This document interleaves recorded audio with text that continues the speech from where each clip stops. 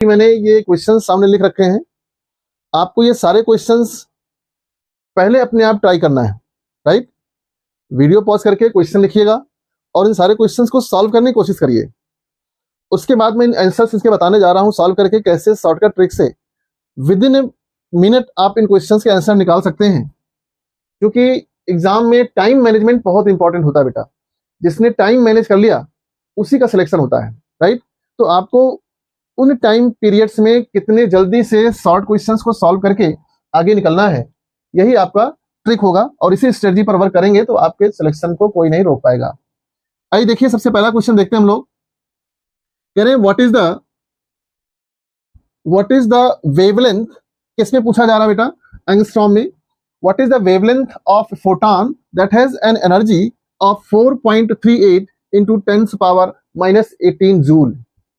यानी एक ऐसा फोटॉन है जिसकी एनर्जी दे रखी है 4.38 into 10 power -18 जूल।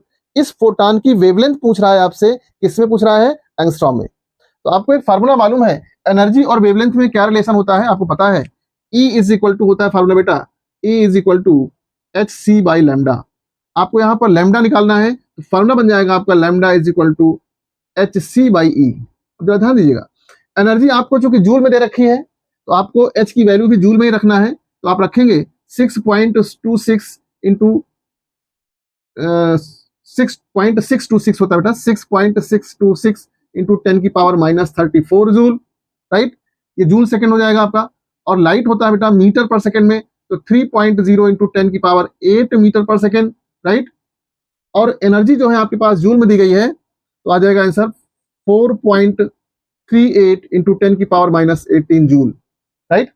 अब आप जब इनको आप सॉल्व करते हो तो सॉल्व करने के बाद आंसर आ जाएगा आपके पास 4.538 इंटू 10 की पावर -8 मीटर में आएगा बेटा ये। क्योंकि आपको आंसर, इसको जब सॉल्व करेंगे तो ये आंसर आएगा मीटर में। अब आपको यहाँ पर चूंकि आंसर एंगस्ट्रॉम में निकालना है, आप नो डाउट डेसिमल शिफ्ट कर सकते हो, बहुत इजीली है। 453.8 इंटू 10 की पावर -10, ये आ गया आपके पास 453.8 एंगस्ट्रॉम। अगर इसको आप रखोगे तो ये 453, समझिए जरा, 453.8 एंगस्ट्रॉम हो गया, या इसको आप लिख सकते हो 454 angstrom. So option number A will be correct, right. तो इस तरह से आप क्वेश्चन सॉल्व करोगे, within a minute answer आ जाएगा आपका। आइए देखिए क्वेश्चन नंबर 2 देखते हैं। देखिए कैसे क्वेश्चन पूछा जाता है, शॉर्टकट तरीका क्या है, कैसे आप सॉल्व करते हैं। अगर आपको इनका थ्योरेटिकल पोर्शन पढ़ना है बेटा, तो थ्योरेटिकल पोर्शन आप मेरी ऑनलाइन क्लास में ज्वाइन कर सकते हैं। उसके लिए आप मुझे मैसेज करिए, आपको तरीका बताऊंगा कैसे ज्वाइन करना है। जरा समझिए, कह रहे हैं the radius ratio of second excited state of hydrogen atom, second excited state of hydrogen and first excited state of Li2 positive ion is. यानी हाइड्रोजन के सेकंड एक्साइटेड स्टेट और लिथियम के फर्स्ट एक्साइटेड स्टेट। जरा समझिएगा ध्यान से बेटा, यहां पर एक्साइटेड स्टेट की रेडियस रेशियो पूछा गया है। आपको मालूम है एक्साइटेड स्टेट क्या होता है? अगर आप समझेंगे एक्साइटेड स्टेट को, तो सपोज ये न्यूक्लियस है, this is first cell, this is second cell, right. तो this one is first cell and this one is second cell, 1 and 2। जो सेकंड सेल है बेटा उसको कहा जाता है फर्स्ट एक्साइटेड स्टेट। क्या कहते हैं उसको? First excited state. फाइन।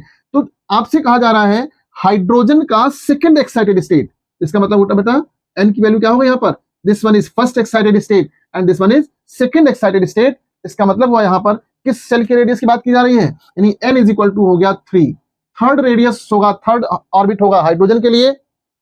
और कह रहे हैं फर्स्ट एक्साइटेड स्टेट किसके लिए बेटा, फर्स्ट एक्साइटेड स्टेट बताया जा रहा है लिथियम के लिए। तो फर्स्ट एक्साइटेड मतलब सेकंड, यानी लिथियम जो होगा वो लिथियम के लिए होगा n इज इक्वल टू 2।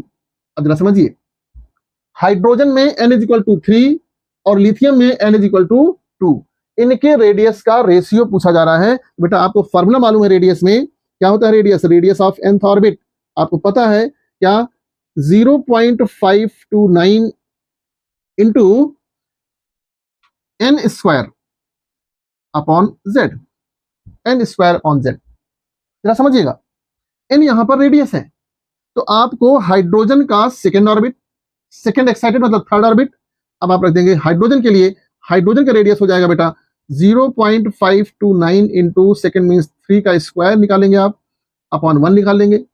अगर आप लिथियम Li2 पॉजिटिव की बात करोगे बेटा तो ये n is equal to second हो जाएगा, तो 0.529 इंटू 2 का स्क्वायर हो जाएगा अपॉन इसका, चूंकि एटॉमिक नंबर कितना होता है भाई, लिथियम का एटॉमिक नंबर निकालोगे बेटा,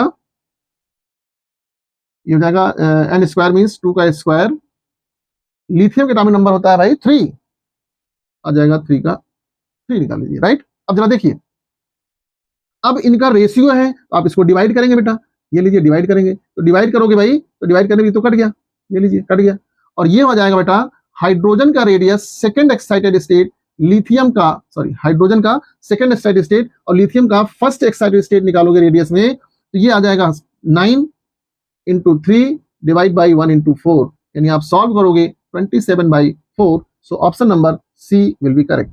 जब कभी भी रेशियो पूछते हैं बेटा रेडियस का, तो उनके रेडियस रेशियो में आप उनको रेडियस का जिस नंबर के ऑर्बिट की बात की जा रही हो उनको आप डिवाइड कर दीजिए, रेशियो निकाल लेंगे। So in this way 27/4 will be the answer of this question. Clear? आइए देखिए नेक्स्ट बात करते हैं हम लोग, second separation energy of an electron in hydrogen atom is. बेटा 3 तरह की एनर्जी होती है, एक एनर्जी होती है आयोनाइजेशन एनर्जी, एक एनर्जी होती है सेपरेशन एनर्जी, और एक एनर्जी होती है एक्साइटेशन एनर्जी। पहली चीज ध्यान रखना, ये तीनों एनर्जी है क्या, तीनों एनर्जी को पहले समझ लेते हैं, फिर क्वेश्चन सॉल्व करते हैं हम लोग। आइए देखिए, क्योंकि क्वेश्चन से रिलेटेड टॉपिक है तो इसको हम लोग डिस्कस कर लेते हैं। चलिए इसको बेटा सॉल्व कर लेना, आंसर आ जाएगा इसका 27/4, ठीक है ना, सॉल्व करेंगे तो 27/4 विल बी द आंसर। आइए देखिए, मैं आपको आयनाइजेशन एनर्जी, सेपरेशन एनर्जी और एक्साइटेशन एनर्जी तीनों में डिफरेंस बता रहा हूं पहले, फिर मैं क्वेश्चन सॉल्व करता हूं। मान लीजिए this is nucleus, first second orbit, third orbit and so on.